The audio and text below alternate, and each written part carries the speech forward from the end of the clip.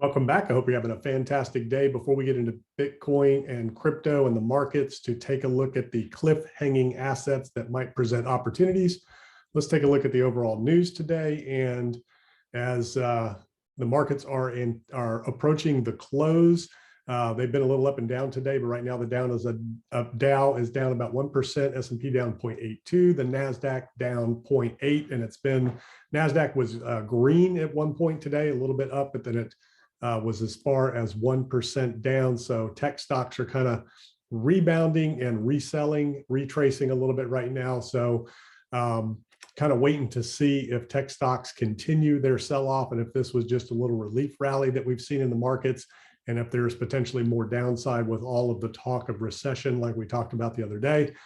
Recession is in the headlines. Powell doesn't think that he needs to put the economy into recession in order to tame inflation. But unfortunately, many of the economists out there do not think that you can tame or reduce inflation without creating a recession, because it's demand destruction. The only way you can bring inflation back into check is with demand destruction. We still have a lot of issues out there in the supply chain, especially with China having pandemic issues. Now, Europe is also having some surges in the COVID variants and things like that. So hopefully it's just very mild and it's going to be more like the cold or the flu moving forward, but there's still a lot of unknowns about it, and it's still creating lockdowns in countries where they are feeling the effects of it and take it really, really serious and just really go to extremes like in China and just lock everybody up and just shut everything down. So that is going to create more supply chain issues, which is going to create inflated costs. And the war and with potential escalation of the war now with the United States and potentially NATO labeling Russia as war criminals and creating war crimes, that's going to escalate things. With the situation in Mariupol developing, and the need to go in there and rescue people could create deeper conflict. And with Putin's back against the wall and the desperation that he is feeling and facing, there is potential escalation. So investors are kind of eyeballing that as we look at what the potential for escalation is and what that escalation looks like if it just turns into a full-fledged world war. So we'll just have to keep eyes on that, and investors are anticipating that. So, again, the headwinds facing the economy, number one, inflation. It's a global issue all the way around. This is a globally connected market. Markets are global and rely on each other. So inflation affecting one, and especially the major countries, is inflation affecting all. Interest rate policy with central banks around the world generally affects other countries, especially the United States, since we have the largest market. And then, of course, real estate markets around the country and around the globe are feeling the effects of interest rate hikes. So let's take a look at that real quick. That is something that a lot of people don't really think about or talk about, but we want to take a look at real estate. And with rising interest rates, rising mortgage rates, refinance applications are plunging. And as the rates go higher, that's going to continue to plunge because it just doesn't make a lot of sense. It's too expensive. And it reduces the amount of equity that people can actually take because the value of the houses are dropping and will drop with the rising rate situation. And people will generally take out equity out of their house to get through times like this, to maybe do some extra spending, things like that. So as inflation rises, it reduces consumers' ability to borrow and to spend. It affects credit markets and things like that. So purchase mortgage applications are down as rates go up. Sales are down as rates go up. And it was even reported that in Australia, they're seeing 13% price declination. Prices are down by 13% in Australia, and they were skyrocketing there. Canada is another market where real estate prices are through the roof. So we're going to continue to see these things adjust throughout the world, throughout the country, as rates rise and that inflation continues to take hold. And the interesting thing is real estate is the largest asset class around the world by far.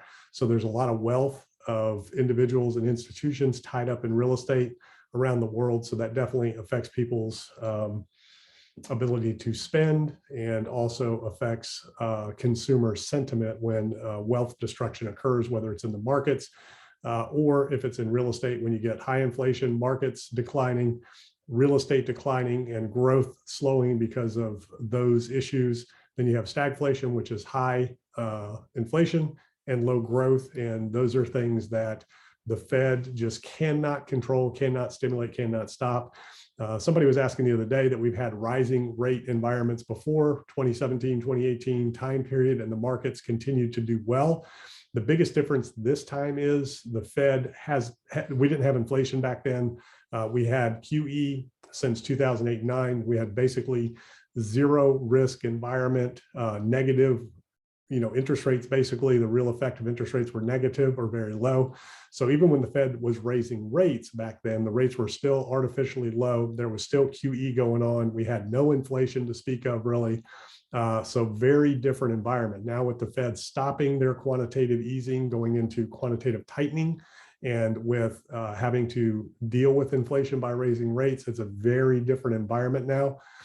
So the headwinds that you're facing, number one, are the inflation. Number two, the Fed policy with quantitative tightening versus quantitative easing, China lockdowns, which is going to affect supply chains, inventories, things like that. And then, of course, the war in Ukraine and that situation potentially escalating. So those are the risks of the market and the economy right now. And so a lot of headwinds out there and a lot of uncertainty. Investors like certainty. Investors do not like uncertainty and risk. So Bitcoin is continuing on its path that we've been tracking. And so is Ethereum, kind of this rising pennant, rising wedge, however you want to label it, whatever you want to call it. We kind of looked at it yesterday, and Bitcoin is still kind of tracking to see what it's going to do when it gets to the end of that wedge. And we've compared that to this point over here back in the summer of 2021, when it was kind of a declining channel where price broke out. Had the same thing over here in September, when price was kind of dropping and then it broke out.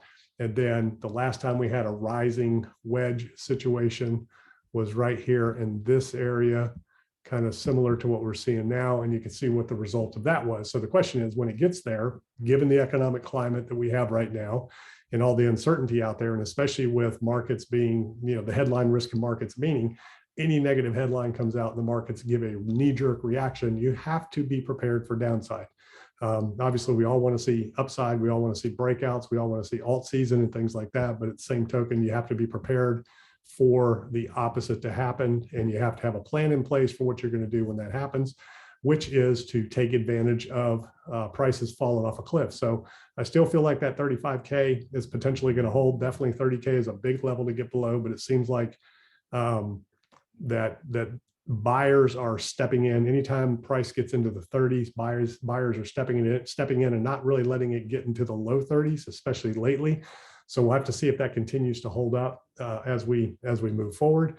And the interesting thing is, a lot of altcoins are looking at this setup right here, where they're kind of in these areas. Bitcoin's not quite there yet, but kind of in this area like you see right here, which is in the 2021 timeframe. Right in here, December 2020, and in getting into these areas here of January, where you have a lot of support in that area. So if we take a look at some of these altcoins in terms of how do you play and what kind of setups do you look for? So obviously Bitcoin, that right now 40,000 is a big level. If breaking it down into the 30s, you get the 37. And then 35 and then 30, those are your main levels of support that you're kind of looking for there. You can kind of see where they come in, as the market's been defending these levels, where price gets hung up. And it's all about the levels and trading those levels. And right now, the market is still putting in lower highs, is really all it's doing, until you get back above 44.5. So you got to get back up above 44.5, potentially around 46 close, to look for any kind of a potential reversal. Until then, these are all just lower highs. And price has been putting in higher lows.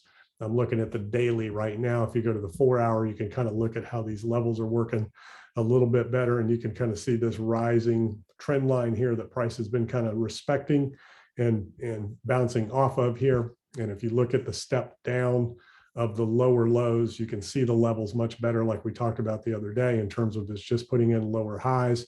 And until you get back above this level right here, you're pretty much still just putting in lower highs until you cross this 45.5 level, potentially back up to 46. And then you could look for some potential continuation from there. So we'll have to watch that. But when it comes to these altcoins that could potentially provide some good returns, so let's take a look at Avalanche, for example. So Avalanche on the daily has been respecting this trend right here in that 65, the low. A lot of, everything back in the sell-off in January put in a low about $56, but pretty much around that $65, $64 level. Whenever prices reach there, it's bounced back, and it's been nice trading ranges here, 20 to 30% ranges to capture. But this area here is what I'm talking about. Back in August, September of 2021, a lot of the altcoins are getting hung up at that resistance level right there. So right now, when you look at risk reward, if Avalanche drops back down to that 65 level, that'd be a good entry potentially to capture another bounce, pick up 20, 10, 15, 20%, maybe 30, and then get out of that trade and do it over again. It seems to want to be hanging in that range right now. And this last move here was 41%. So that was a nice little trade there. Even if you got out at this little hang up here, you still got about 15, 20%. So there's a lot of opportunities in these little bounces. The problem is you got to do that risk reward, and you got to risk catching a falling knife, because if this price hits down here in this 60, 64, 65 level, it could continue and go down. And then your next level to stop is going to be 50% or $50. So if you're in that area, you could be looking at a potential drop of about 25%. And then you have a range there that you could be stuck in for a while. So you have to that's just a risk you got to take. And until it happens, you don't know what it's going to do. We're in a down market, so you have to respect the trend. It's always about the trend. Here's Solana. And Solana, again, there's that area that a lot of these altcoins were hung up on the back in 2021, August, September timeframe. That's around $67 to $80. That's a nice little range right in there. This is back when I first bought into Solana somewhere. I can't remember. It's probably around $60. And then I got out right here at this first peak. And then I've just been trading in and out ever since on these moves.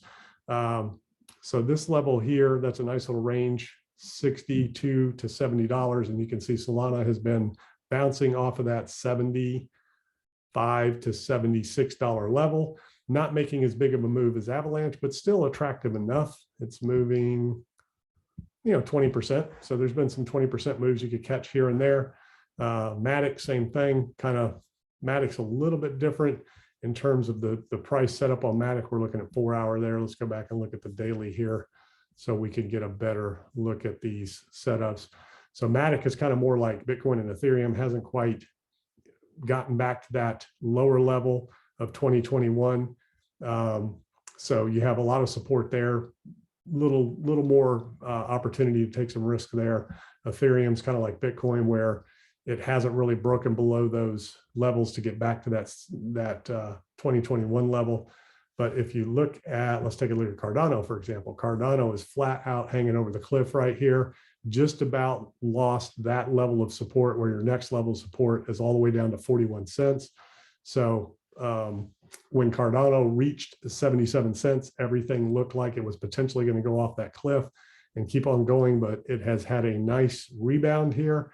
And Cardano had bounced about 40%, kind of like Avalanche. So again, you can see how a price is kind of stepping its way down. You got lower highs. Even this move here is still a lower high until it puts in, above this next high. It looks like it's trying to set up for continuation here, but it's backed off a little bit. Let's take a look at it on the hourly here and see if there's any kind of a trade set up here. And you can see price kind of ran all the way up and now it's rolling over again. Just a straight, liquidity play here. So you just have to, again, it's risk reward. So if price gets back down to that 78 cent level, then you've got to ask yourself, are you willing to take the risk that price could drop and hang up in this area again? That's a 49% drop. If price were to break this level and drop back down, your next level of support is 40 cents, and then it could bounce in that range of 23 to 40 cents, which is a good trading range, but it could bounce down there and get hung up again. And what you have to really go on and look at with stuff like this is, the 2021 bear market or 2018, 2019, 2017, 2018 bear market, I'm sorry, and just kind of look what happened there with price and how it just kind of dropped down back to those consolidation levels. A lot of different bounces as price went down, drops and bounces all the way down, ultimately bottoming out, and a lot of peaks and valleys along the way, working its way back into that ultimate run again. And as you can see, Cardano has achieved pretty good extension, probably not a full 4236, but definitely a little bit shy of the 2618. You can see where the 4326 comes in. So it didn't have a complete full extension. So there is potential that some of these altcoins could continue to run. But again, this is a different market now. We've got the first bear market in traditional markets that crypto has ever seen and ever faced. We've got inflation. Crypto's never seen an inflationary environment, never faced it. We have a Fed put that is no longer in the market. In other words, liquidity is not being pumped into the market. So it is no longer a zero risk environment where money is free and the Fed is backstopping. Now, the markets are still anticipating that the Fed will step in and stave off a recession and reverse course if it gets too bad. But there's really nothing they can do because they're just going to exacerbate or make worse the inflationary environment if they do. So they kind of have their backs against the wall too. And you can see that this is the Dow right here on the daily, had a nice little bounce the last few days, had 1, 2, 3, 4, 5 up days, and now it's rolled over and has its first down day in a while. I think we had another down day this week, so maybe we've had a couple this week, but generally it had the longest daily uptrend that the markets have seen in a while. NASDAQ had a nice little bounce. Many of the tech stocks are having nice little bounces, and the S&P. And if you look at the tech stocks, and let's take a look at Facebook.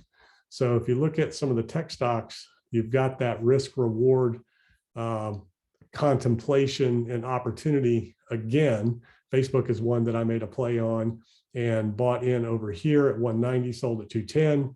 I didn't make a move at 186, so I didn't make a play at this run. Zoom is another one. I'm waiting for that to come back down again before I jump back into Facebook. Zoom is another one that's just been straight downhill and then had a little bounce. And Zoom is one that I made an entry on right in here in that $98 level that dropped to 95 and then bounced. And now it's reversing course a little bit. So this is a good area to take profit here, which I'll probably do before the end of the day, and then wait for this to return and then, maybe play on that one again, or PayPal. So a lot of these are setting up just like the altcoins are in terms of risk reward. You got to be willing to, catch that fallen knife. And you can see right here, a lot of these stocks have returned back to their March 2020 lows.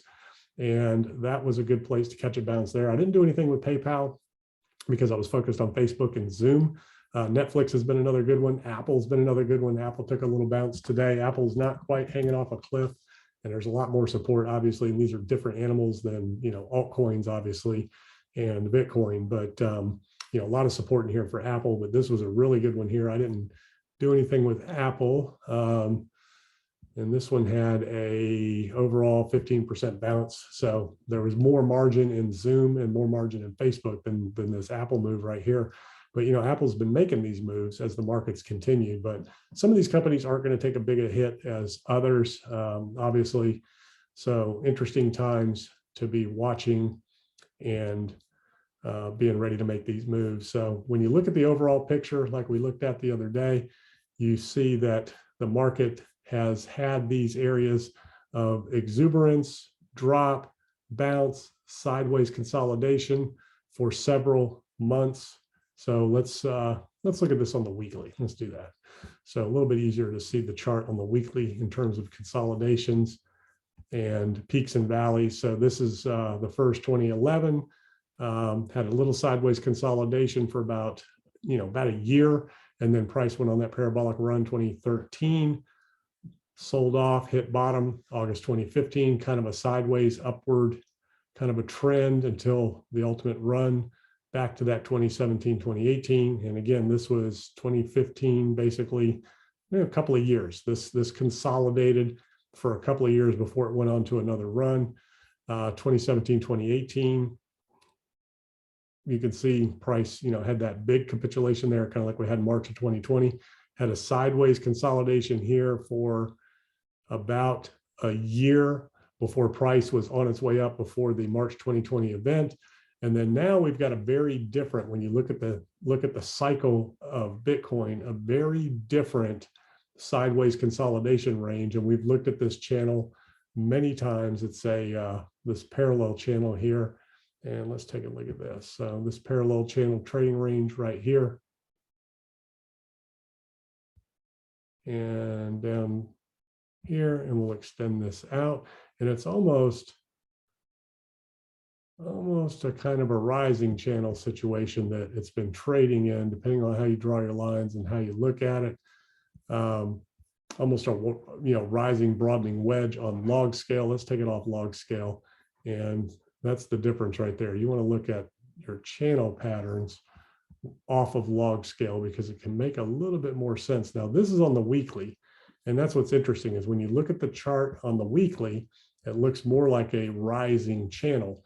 So that's with the wicks. You have somewhat of a rising channel. So if you look at price, it's almost like a bull flag. So if you look at the macro trend of Bitcoin, let's put it back on log again, and you kind of look at these different moves, this whole thing looks like a rising channel, maybe a rising, broadening kind of a pattern where price will slowly and surely kind of creep its way up as it goes along throughout time. So the question is, where does that ultimately end up as it kind of creeps its way up towards that $100,000 level, and how long does it take? So a little bit different view on the market to look at. I kind of like this right here, where it's kind of more of a rising, broadening channel, and price could just work its way in here as the asset matures, as more capital comes into the market, more institutional players get into the market.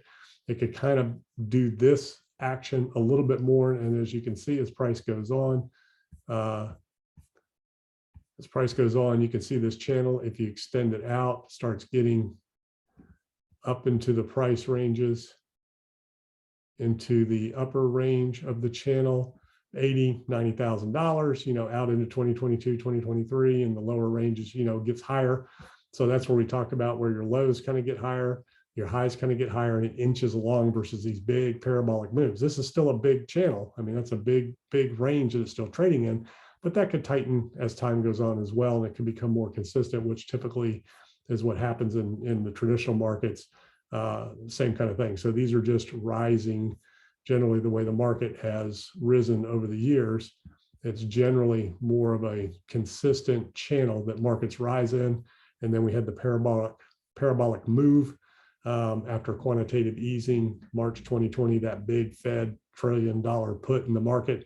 We had the big parabolic move right here, and pretty much all of the markets saw that right in there and right in here. Compared to any other time, this was the March 2009 where QE started. It was more of a slow, kind of a rising price action, kind of like these areas here. That's what I'm kind of thinking Bitcoin's going to look like in the future versus these giant parabolic moves, because again, that was Fed driven, trillions of dollars coming into the market all at the same time in a 2-year period. And this is about 2 years since the pandemic started in March of 2020. So these are the things I am looking at right now. We're continuing to track it.